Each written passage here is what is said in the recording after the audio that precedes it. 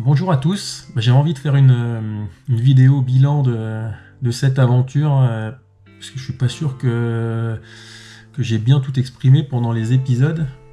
Pour rappel, je suis parti sur cette aventure parce que j'étais inscrit sur la Race Cross France 2500 km cette année, mais après des péripéties et je me suis finalement, vous pouvez avoir l'explication dans la première vidéo là qui introduisait cette aventure. Donc me voilà chez Marchand de Cycle à Verdun, récupérer le vélo, partir, arriver au Touquet. J'ai pris un hôtel parce que je suis arrivé à 22h ou 23h. Je me suis laissé le temps de bien me reposer le matin. Je suis parti vers 11h. Après le petit déjeuner, 11h midi, le temps de se préparer. Et voilà, je crois que j'étais pas conditionné comme si je prenais le départ d'une course ou comme si je commençais une vraie aventure. Donc j'avais l'ambition de faire les 2500 km. Comme vous avez pu le voir, je me suis arrêté après les 1000 km. Et c'est ça où je savais pas si j'avais été très clair sur le fait que voilà, l'objectif c'était quand même de faire les 2500. Donc j'ai pas atteint l'objectif. Certainement parce que j'avais pas ça dans la tête au moment de partir, et puis avec tous les soucis dès le début, l'accumulation de fatigue avec le manque d'appétit, enfin tout est venu se cumuler. Et puis il y avait aussi il y avait Rémi Camus que j'avais contacté pendant ma première aventure de l'année jusqu'à Casablanca, et c'était une des personnes qui m'avait le plus accompagné, avec qui j'avais plus échangé pendant quand j'avais demandé de l'aide par rapport à comment se déroulait une aventure, et puis quand j'ai présenté mon projet. Donc comme lui faisait sa traversée à la nage de Calvi à Monaco, et il arrivait je crois 8 jours après mon départ. Donc je m'étais fixé ça comme objectif, donc de parcourir les 2500 km en 8 jours. C'est pour ça aussi que je suis parti comme si j'étais sur une course ultra, parce qu'après il y a toute la montagne, et vu l'entraînement que j'ai fait, j'étais pas sûr que ça se passe super bien en montagne. Et de toute façon, j'avais une dizaine de jours où je devais revenir en région parisienne pour ce rendez-vous que j'avais pas pu déplacer. Donc j'étais parti avec cet objectif de 8 jours qui était parfait, parce que ça me permettait de pouvoir accueillir Rémi avec tous les gens qui allaient l'attendre sur la plage à Monaco. Après sa traversée, c'était une traversée à la nage de Calvi à Monaco. Donc je vous invite, si ça vous intéresse, d'aller voir sur ces réseaux ce qui s'est passé. Et, euh, et en fait, du coup, je me suis lancé cet objectif. Ça m'imposait 315 km de moyenne par jour. Donc forcément, faut en faire un peu plus sur le début qui est moins vallonné parce que les journées en montagne, on fait forcément beaucoup moins de distance. Et voilà comment je me suis élancé sur cette aventure. Et c'était ça mes objectifs, mais en sachant que ouais, dans la tête, c'était pas forcément le moment idéal. Et enfin, il y avait d'autres choses qui faisaient que c'était un peu compliqué. Et je me souviens que déjà, ouais, après 185 km, j'ai vu un panneau gare, et, euh, et je me suis dit, ah bah tiens, on peut prendre un train pour aller à la maison. Je fais, oh là, déjà, là, mentalement, c'est mal parti. Et puis, euh, et puis voilà, j'ai réussi à me remobiliser, à continuer. Après, j'ai retrouvé de l'appétit, donc ça m'a beaucoup aidé sur la suite. Mais je pense que quand on a créé aussi une carence comme ça, en mangeant pas assez, ben on retrouve jamais totalement l'intégralité des forces. Donc on accumule et on garde ça dans le dos, quoi, comme un poids sur la suite. Et c'est vrai que déjà, quand je suis arrivé à Metz, là, j'étais hyper bien accueilli par des personnes qui m'avaient proposé de venir chez eux, que j'avais rencontré sur une épreuve. Et c'est vrai que j'avais passé tellement un bon moment que ça a été compliqué de repartir. D'ailleurs, je suis reparti avant qu'ils se réveillent, mais initialement, je suis arrivé en fin d'après-midi, je m'étais dit, ben, je mange avec eux et je repars. Et du coup, j'avais fini par dormir chez eux. Et, euh, et voilà, mais quand je repars, je suis vraiment bien. Et la journée se passe bien. Après, j'ai commencé à avoir du mal à retrouver à manger. Et puis, je crois que c'est trois personnes qui font, eux, leur défi à eux. Je sais plus exactement, ils m'avaient expliqué ce qu'ils faisaient, mais je crois que c'était sur 24 heures, où ils avaient un dénivelé total à faire. C'était certainement du type Everest Challenge, donc dans les 8600 des plus à faire. Et il y en avait un qui était vraiment fatigué, puis eux, ils ont enchaîné ça à la fin du travail, donc ils avaient passé la nuit, et là, c'était le lendemain. Et moi qui trouvais pas plus rien d'ouvert depuis des kilomètres, j'avais besoin de manger, donc comme j'avais vu qu'ils avaient des choses, je leur ai demandé où ils les avaient trouvées, puis ils m'ont dit ah, mais on les a achetés depuis longtemps, ici il y a rien. Du coup j'allais continuer comme ça, puis on a continué à parler, et puis il y en a un qui pensait ouais, ne pas être capable de finir, mais il restait pas énormément à faire, donc les autres essayaient de le remotiver, et puis lui, ça avait plutôt tendance à l'énerver que ses potes le poussent. Et du coup, ouais, je lui ai expliqué moi ce que je faisais et ce que j'avais fait avant et que comme dans tout challenge, il y a toujours des moments comme ça et ça vient à des moments différents pour chacun. Mais voilà, faut essayer de se remobiliser. Puis il m'a dit, ah bah tiens, mange mes sandwichs, moi je pourrais pas les manger. Je lui avais dit, mais garde-les parce que tu peux pas manger maintenant, mais peut-être qu'après tu auras besoin de faire non, non, c'est mort, je mangerai pas, machin.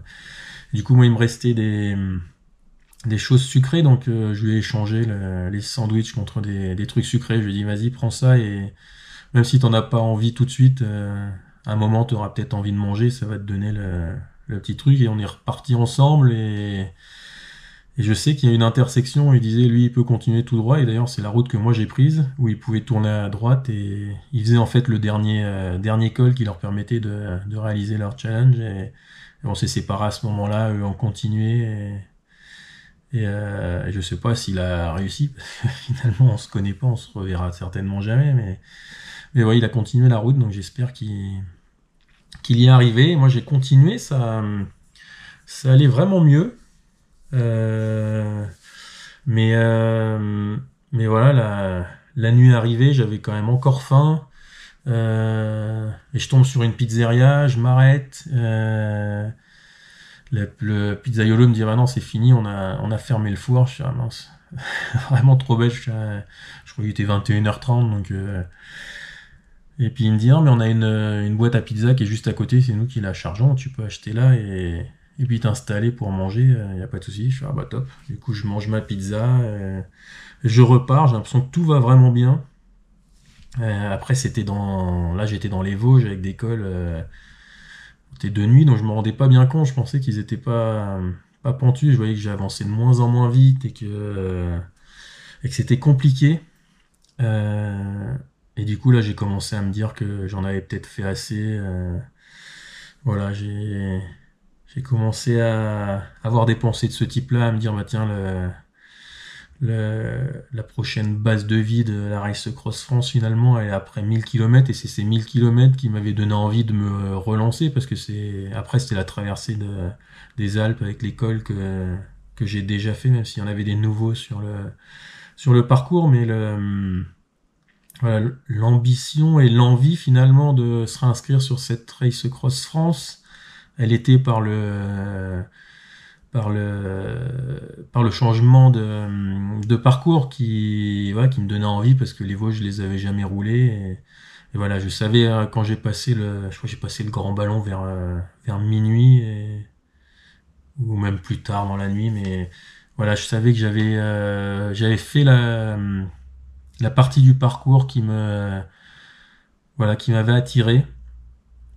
Pour autant, je me disais pas que c'est bon, j'ai fait ce que j'avais à faire et je vais arrêter, mais dans le même temps, 24 heures avant, j'étais toujours dans les temps pour voir Rémi. J'étais même certainement en avance parce que parce que ouais, dans sa tentative, il s'est retrouvé face à des courants et il a eu des premiers jours où il avançait vraiment pas beaucoup et beaucoup moins vite que ce qu'il pensait. D'ailleurs, il l'explique dans plusieurs podcasts et certainement dans des publications qu'il a faites. Et du coup, je me suis dit, ah bah c'est bon, je suis large, je vais pouvoir passer les Alpes et tranquille et arriver pour ça. Donc, j'avais toujours cet objectif et là, quand je redescends des Vosges, donc je me disais, j'avais quand même en tête que j'arrivais sur la partie que j'avais envie de découvrir et que ça c'était fait, mais je pensais pas arrêter. Et, euh, et 24 heures après, du coup, je regarde le tracking et Rémi avait avancé beaucoup plus vite. Et il annonçait une arrivée 2 ou 3 jours après, donc clairement c'était impossible de finir la trace, traverser les Alpes. Je crois que c'était 3 jours, là, traverser les Alpes en 2 ou 3 jours et arriver à temps pour le voir arriver. Donc l'objectif de le voir et d'arriver à temps était plus possible. Et, euh, et du coup, c'est vrai, je me rappelle, je me suis arrêté, j'ai réfléchi là, ouais, j'étais arrivé à la base de vie. Il commençait à faire jour, donc comme c'était, ouais, je sais pas, il était 5 6 heures du matin. Du coup, je me suis arrêté et naturellement, j'ai regardé. Je me suis dit, bah, tiens, je regarde s'il y a des trains ici, s'il y a des trains qui vont à Paris. Je me poserai la question de si je continue ou pas. Mais bon, quand tu te poses une question comme ça, tu sais très bien que si tu trouves une solution pour rentrer, tu vas le faire. Donc j'ai regardé, où je me suis même, ouais, j'ai roulé jusqu'à la gare. Je me suis détourné et ouais, il y avait des trains qui allaient, enfin directement avec pas mal d'arrêts, mais des trains régionaux qui retournaient sur Paris et je me suis posé un petit peu devant la gare et j'ai réfléchi, mais je pense que finalement la décision a été déjà prise avant et j'ai arrêté là. Voilà, je pense que j'ai fait un peu moins de 1020 km, je crois, donc un peu plus de 1000 km, 65 heures en tout, 48 heures sur la selle et je pense que j'avais fait ce que j'avais envie de faire et ce qui m'avait emmené à aller refaire, me réinscrire plutôt à la Race Cross France, même si je pouvais pas prendre le départ. Et voilà, j'avais pas de regret en fait de m'arrêter à ce moment-là. Il y avait ce rendez-vous qui rentre dans une problématique de travail qui était hyper compliquée et qui me suit encore aujourd'hui, même si bon, j'ai rompu mon CDI, mais j'ai encore des soucis avec ça. Enfin, il y avait tout plein de choses qui faisaient que moralement, mentalement, j'y étais pas et que je m'en rendais pas forcément pleinement compte au Touquet, mais voilà, j'étais content d'avoir fait ces 1000 km.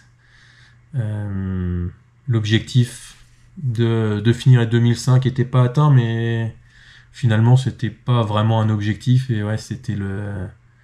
Par contre, ouais, j'ai beaucoup regretté de pas être de pas être dans le sud pour l'arrivée de Rémi, mais et voilà, de toute façon, il aurait fallu partir plus tôt et plus tôt, j'avais pas le nouveau vélo et enfin, 24 heures avant de prendre le départ, je pensais pas y aller le faire, donc j'ai pas de regrets. J'aurais pas pu partir plus tôt, donc j'aurais pas pu arriver à temps. J'ai fait la portion qui me donnait envie de me réinscrire, donc on peut dire que c'est un rendez-vous manqué, mais finalement